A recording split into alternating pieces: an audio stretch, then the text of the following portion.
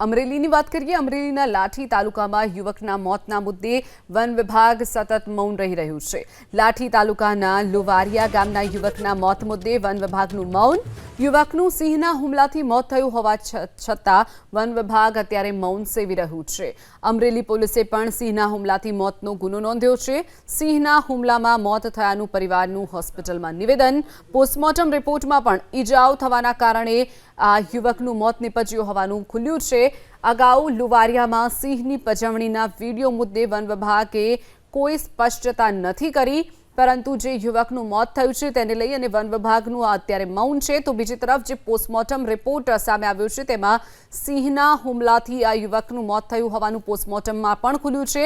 પોલીસે પણ સિંહના હુમલામાં યુવકનું મોત થયું હોવાનો ગુનો દાખલ કર્યો છે। તો પરિવારનું પણ કહેવું છે કે સિંહના હુમલાથી જ આ યુવકનું મોત થયું છે, પરંતુ હજુ પણ સતત મૌન સેવી રહ્યું છે વન વિભાગ। લુવારિયા ગામે નિલેશ જગુભાઈ કુમાર તથા નિર્મલ દિલુભાઈ માંજરિયા અને હાર્દિક જસકુભાઈ કુમાર રાત્રે નિશાળ પાછળ આવેલ લુવારિયા દરવાજાના પાડા પાસે મોબાઈલમાં ગેમ રમતા હતા।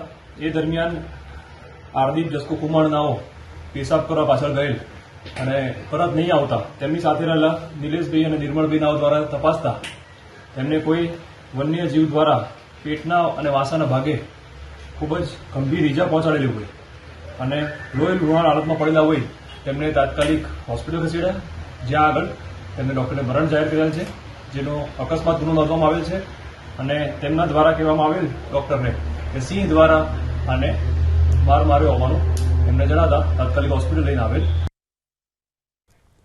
તો યુવકના મોતના મુદ્દે વન વિભાગનું હજુ પણ મૌન। તો બીજી તરફ પોલીસે પણ હવે ફરિયાદ દાખલ કરી છે। પરિવારનું પણ કહેવું છે કે વન્ય પ્રાણીના હુમલાથી આ યુવકનું મોત નિપજ્યું છે। તો બીજી તરફ મૌન હાલ સેવી રહ્યું છે વન વિભાગ। તેને લઈને અનેક સવાલો ઊભા થઈ રહ્યા છે।